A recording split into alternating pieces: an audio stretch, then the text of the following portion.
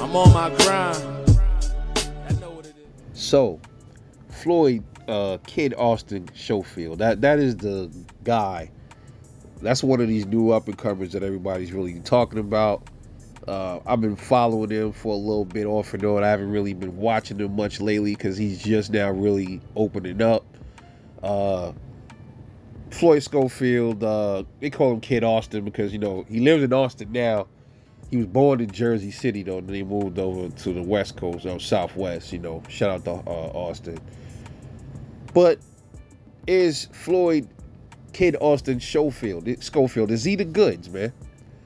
He's right now at 12 wins, no losses, 10 wins by way of knockout. So he has an 83% knockout ratio. Pretty powerful kid. This is the kid that they're saying that Shakur. I've heard this. I've seen the videos. I saw the comments. By the way, Kid Austin is at 130 pounds, super featherweight. So that is the weight that Shakur Stevenson was in before he moved up, obviously, to 135. But this is the kid. This is the guy that they're saying Shakur Stevenson and Devin Haney don't want to smoke with. They don't want no problems with him. Up and coming kid. I'm gonna tell you what I think about it, man. I've been watching some of his fights. He got a style that's kind of, to me, is like similar to Teofimo Lopez. He does this weird. He does that weird thing with his head, like he shake his head, and it's that little weird tick. Leo Santa Cruz suffers from that same thing. I don't know exactly what that is, but Leo got it bad though. But Teofimo Lopez, he does the same thing, and so does Floyd Schofield. They all do it, but Leo's worse. That ain't it though. I like the kid. He's nice. He's very aggressive, but he's not like he's tricky though. He's like he's hard to figure out almost. He's tricky. Like one minute he's standing in the pocket, like away from you. It's like he's trying to outbox, and then he just jumps in and just start pounding you to the body and goes up to the top. He's very, very talented kid from what I can see. But when you look deep down, you look at the surface, you see who he's been fighting. I understand early on in these dudes' career, they're not going to fight the best. That's just how it is. They got to give them a little confidence, give them some wins. That's what it is. So I've been looking. He just debuted last year. He's 20 years old. I was looking at a lot of his opponents, and none of them really have punching power. That's something that I caught on to. I had to look through his resume. So let's just scan through it real quick. First fight, Richard Esquibel. 0 wins, 2 losses. He got knocked out twice. One was by Floyd Schofield and Arturo Papaka. This guy has no KO ratio, 0 KO ratio. I've never seen anything like it. That's crazy. 0 wins, 2 losses. He's inactive. This was back in 2020. He got knocked out, and he's never fought since. He's fought in 2021, and that's it. He ain't fought at all this year, so he's been inactive for a whole year. 0 punching power for that guy.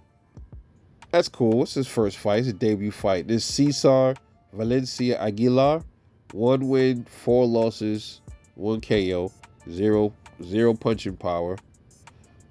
Jonathan Condi, 2 wins, 7 losses, knocked out all 7 times, 22% knockout ratio. Okay. And then next guy, we got Mike Fowler, 8 wins, 47 losses. Come on, dude. 47 losses with 8 wins, dog. 24, he got knocked out 24 times with 3 knockouts out of his 8 wins. 5% KO ratio. And then you got Danny Flores, 15 wins, 26 losses, 13 losses by knockout, 8 wins by knockout. 19% KO ratio. Daryl Hayes, 7 wins, 19 losses, 1 loss by knockout, 1 big win by knockout. So he has a 3% knockout ratio. Roberto Monreal, 10 wins, 18 losses, 4 wins by knockout, 14% knockout ratio. And then you got Pedro Charbai, 7 wins, 5 losses, 2 wins by knockout, 15% knockout ratio. Julio Sanchez, 5 wins, 7 losses, 7% knockout ratio. And these dudes is all like, this dude right here, this is 2022. He's fought 4 times this year, Floyd Schofield, Kid Austin. And then you got, next fight was Juan Lopez, 17 wins, 12 losses, 7 wins by knockout, 23% knockout ratio. A little bit more power. Rodrigo Guerrero, 26 wins, 15 losses, 16 wins by knockout, 37% knockout ratio. And then you got Daniel Rosas was his last fight. 22 wins, 6 losses, 14 wins by knockout. And he has a 48% knockout ratio. So it's like they're steadily moving him up with the power punches to see what he can do, what he can handle.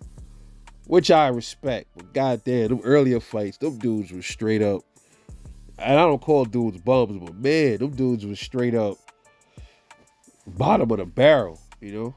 But the question is Kid Austin the goods? We can't say that yet. We can't say he beats Devin or Shakur or Tate. We can't say that right now. And I know a lot of y'all want to say that. We can't say that yet. Because he's really just getting on the roll, man. He's really just getting started in the pros. Shakur has a little bit more experience. This is a tad bit more. Devin has much more experience as the pro. Tank has much more experience as a pro. Sometimes that doesn't matter, but a lot of times it does. So that's you can't really say he's the goods yet until he gets to those dudes. When he gets to dudes like Devin, Shakur, Tank, he start fighting like even like the Isak Cruz. He'll probably beat Isak Cruz and all of this, like dudes like that. But these are bigger dudes at higher weight classes. You know what I'm saying? I would have to compare him to some dudes at 130, like Chris Colbert, people like that. I have to look through the top dudes at 130. I'll probably do a separate video on that with Floyd Schofield. But for the looks of it, he looks really good. I like how he fights. He seems to have his style. Like I said, it looks like to me, he has some things to work on, obviously. But he's a tricky fighter. He's a switch hitter too. So that's gonna cause problems for a lot of fighters. So yeah, we don't know how his chin is yet. So that's another thing too, man. That's big with me with a lot of these dudes. Even Boots. A lot of these fighters, man, that I like. I gotta see him get hit first, bro. And I mean, when I mean hit, I gotta see him get hit by somebody with some real crack.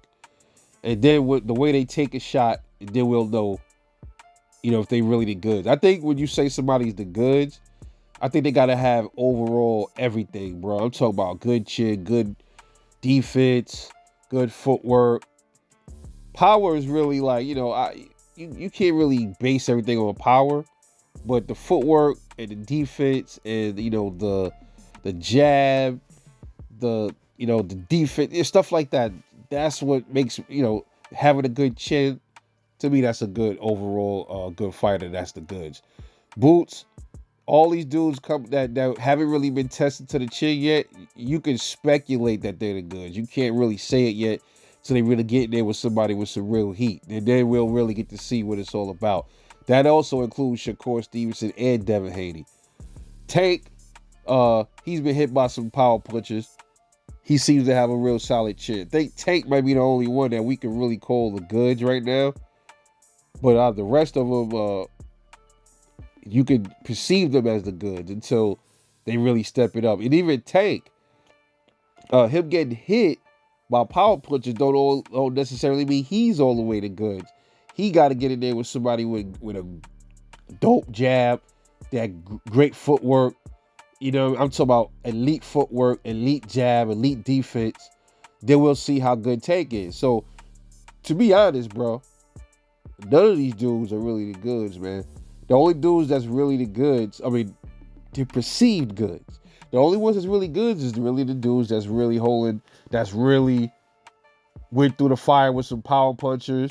Like, you know, I would say Bud and maybe like Errol Spence Jr., dudes like that. Or like, you know, but when you look at them, they ain't real like Bud. Like, he ain't really get hit by nobody with no real power. The size me machine, really, right? Maybe Kell Brook touched him up. That's it, really. And then like, the lower weight class, I think the lower weight has some good pop. Gamboa didn't rock him, but he took it. So I would say Terrence Crawford is proven. He's the goods. Errol Spence Jr.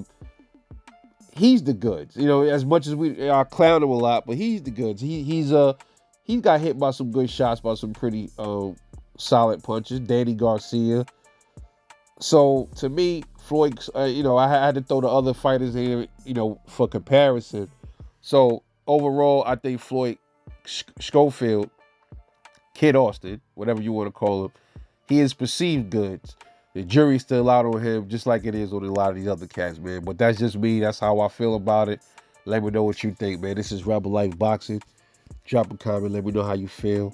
And I'll definitely catch y'all later. And I'm out. Peace.